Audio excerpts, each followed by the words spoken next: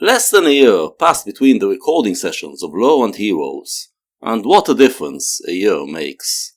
Low showed Bowie at an all-time low, running away from the world into the solitude of West Berlin, blending himself in the city landscape and trying to find a new spirituality in it. And he has, but he has found even more. Living in Berlin, Bowie managed to regain his mental equilibrium, kick the cocaine habit, and learn how to just enjoy the small pleasures of life. Iggy Pop, who was with him for the ride, went through a similar journey, and the result was Iggy's album Lust for Life, an exuberant outburst of optimism and affirmation. Shortly after finishing the recording of Lust for Life, which he produced, Bowie was back in the studio to make an album of his own that would showcase his newfound happiness and spiritual revival. But there were other things happening in that fateful year. While Bowie and Iggy were recuperating in Berlin, a generation of kids who grew up on their records and shows took what they have learned to new extremes, creating the punk revolution. The punks accepted Bowie's axiom that there is no future, and that therefore we should focus on the now, and they also accepted his solution that the way to make the most out of the now is to transform yourself, by merging with something that is alien to your culture. This transformation, as Bowie promised, induces ecstasy, and the punks celebrated this ecstasy in Iggy's way of wild abandonment. The punks identified themselves with everything that was alien to the logic of Western society, the logic that believed humanity progresses to create a better and more enlightened version of itself. They took all the things that were considered ugly about human biology, the things which cultivated society tried to hide from itself, and turned them into fashion statements. They perfected a style that accentuated the industrial side of modernity, showing humanity to be not evolving, but dehumanizing itself. And they adopted symbols of extreme anti-democratic regimes to symbolize that this is what our enlightened society is really about. It was fun, but the punks also remembered the lesson of Ziggy, and knew that punk will rise and fall, and there will be nothing left after it. After you destroyed all values and merged with all the aliens, what could possibly be your next step? By mid-1977, punk records already started to express the feeling that the fall had begun. The best of them all was the Sex Pistols' Holidays in the Sun, in which the band travels to West Berlin, the edge of the Western world, and midway through the record realizes that its world is collapsing, and there is no place left to run away to anymore. The end of Holidays in the Sun sounds like nothing less than the demise of youth culture, that proud culture that sprang in the 50s with rock and roll and promised to bring a better and more fun world. No one, it seemed, was there to save it from its downfall. But there was someone there, in Berlin, someone who could pick up the pieces after the implosion of the Sex Pistols, someone who could say, "You're not alone, just give me your hands," and pull the youth out of the quicksand. Bowie already went through the tunnel the punks were in and came out on the other end, and could now impart his wisdom and show them the way. Heroes was made by a happy person, but it is not a happy album. The spirits in the studio were reportedly high, and some light-hearted material was recorded, but none of this giddiness made its way into the album. We had to wait to the next album to get a taste of it. What we get with this album is Bowie diving straight into the spiritual crisis of the time, dramatizing it for us, and then working his way out of it, and calling on us to follow. To help him dramatize it, he assembled what is arguably the greatest cast of musicians he ever worked with. The three Funketeers, Alomar, Murray Davis, are here once again providing one of the most spaced-out rhythm sections of the 70s.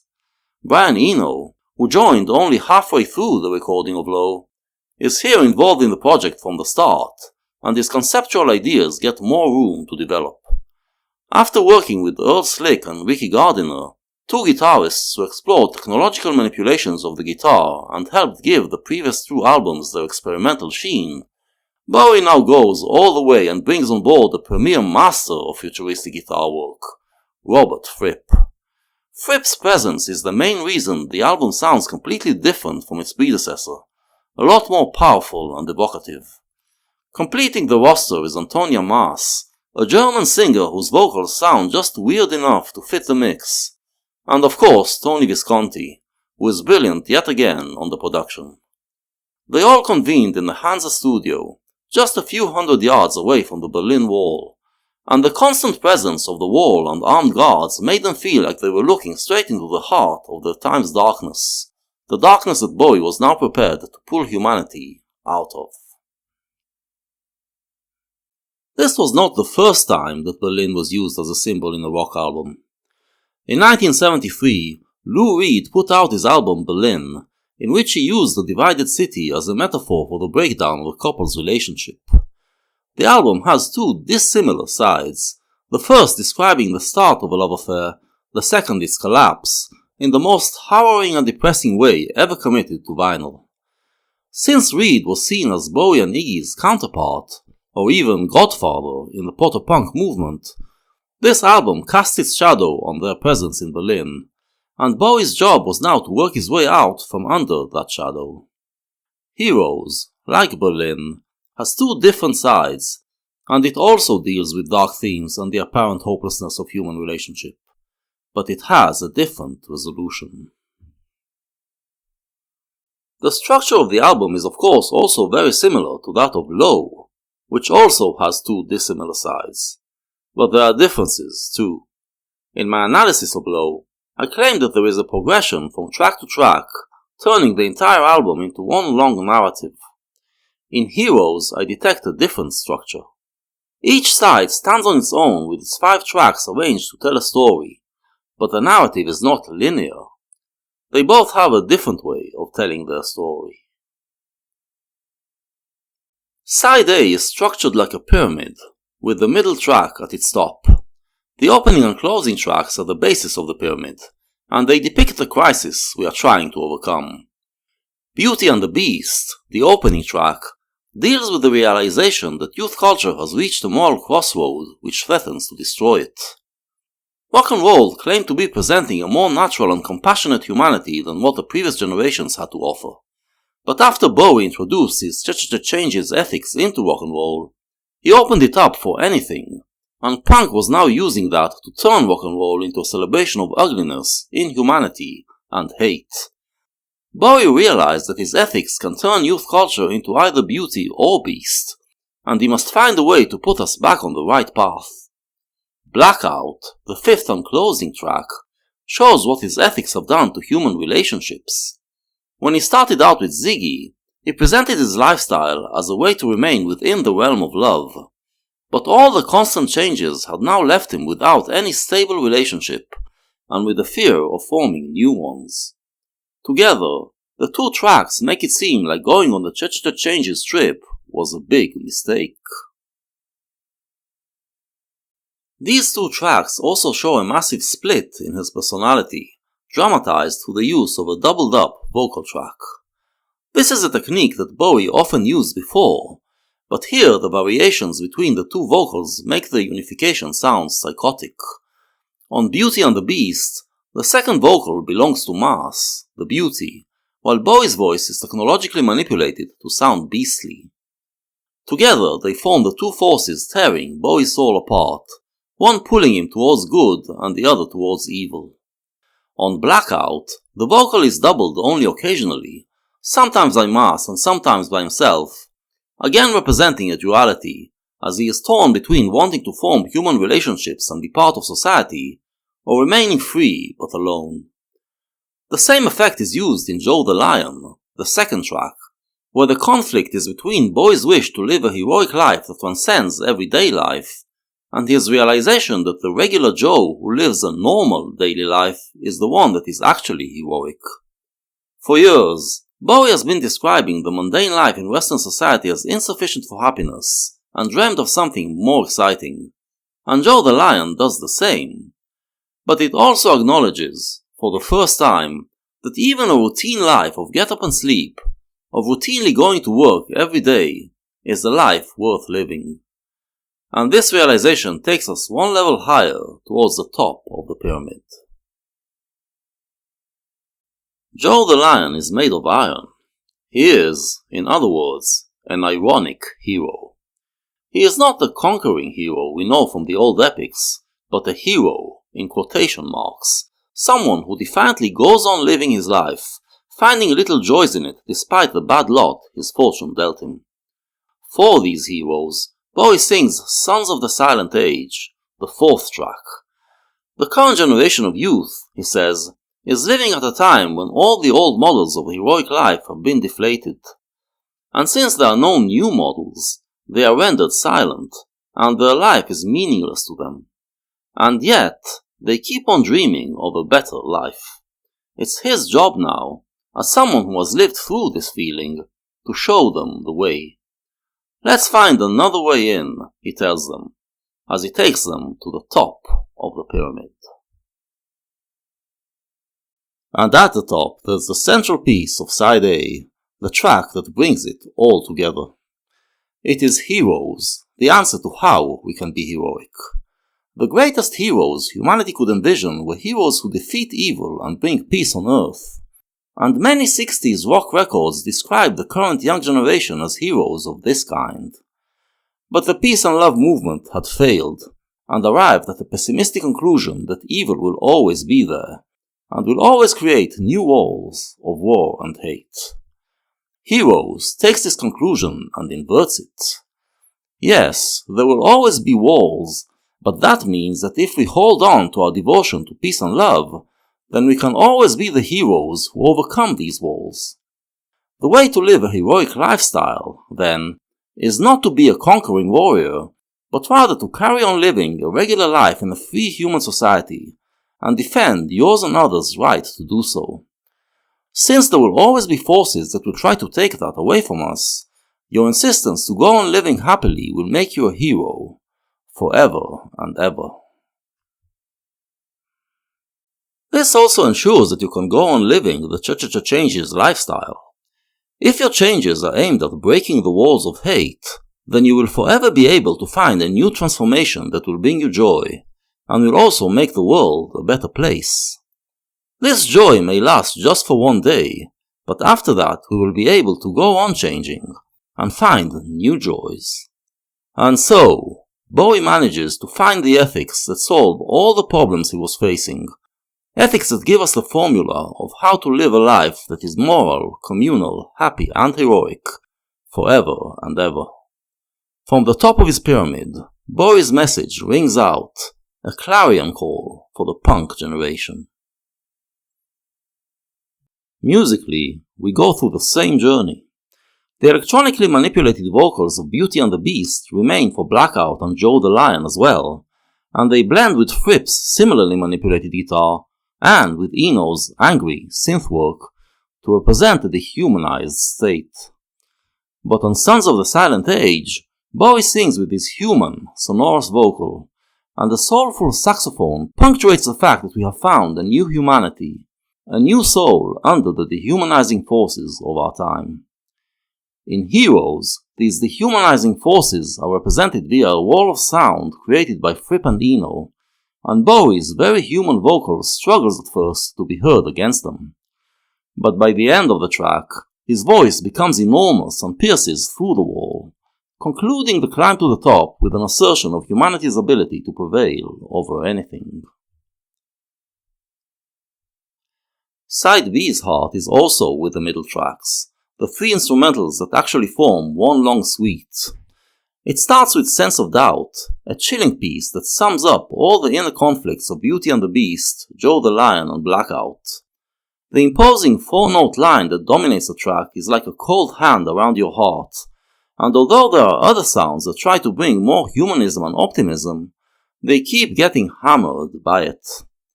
The track ends with a sound that makes you feel like you are standing alone in the wind, and wild is the wind. But then the wind is taken over by the sound of a jet plane, a symbol of modern technology, taking us to another place altogether. It is Moss Garden, a magical place of the mind that is full of beauty and wonder. It is a meditative track, the counterpart to Sons of the Silent Age, in which Bowie embraces the silence and sinks into deep thought, trying to find another way in. It can also be seen as a representation of the entire Low album, a stage he went through, after the sense of doubt he felt before, to reach the conclusions of Heroes.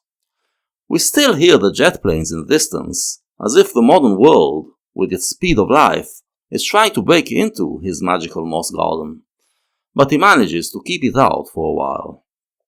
Eventually, though, the jet does break in, and the magic evaporates. It feels as if we have been in an illusion that has now faded away to expose the electrical wires used to create it, wires that have now short-circuited and are crackling and shooting sparks. This crackling is the beginning of Neukölln, and it lasts for just a short while before a new reality is unfolded before our mind's eye. We are back in Berlin, in the immigrant district of Neukölln. It sounds quite similar to Sense of Doubt, with the frightening and imposing four-note line, but while in Sense of Doubt it seemed to represent an inner turmoil, the four notes played on a piano and displaying a human touch, here it is played on a synthesizer, and sounds like a non-human entity trying to crush humanity. You can almost imagine Bowie and Eno looking at the Berlin Wall while they were making these sounds. But there is an opposing sound, a saxophone blowing hard, bringing in a lot of blues and soul with a bit of Middle Eastern flavor, representing the Turkish immigrants in the district who insist on keeping on living and being happy despite their hardships. It is a battle between the heroic spirit of humans and the wall it has to overcome, and in the end, it is the saxophone that is left standing, blowing victoriously into the silence. Humanity wins. Bookending this three-part suite are two tracks. The opening track is V2 Schneider, mainly an instrumental but with some added vocals. It sounds at first like the instrumental tracks of Low, where we hear vocals that almost sound like words but remain unintelligible, except that here they finally break out and sing actual words. It's as if the finding of a new ethics has enabled Bowie to speak again, to express himself. And he expresses himself not only through words but also through a new sound, a sound that comes straight out of the journey represented by the suite. Technology was presented at first as crushing the human soul, but once we come out of the meditation of Moss Garden, we realize it can be the sound of a new humanity. Before, Bowie used electronic music to represent dehumanization and alienation, but now that he formed the hero's ethics, technology is no longer alien.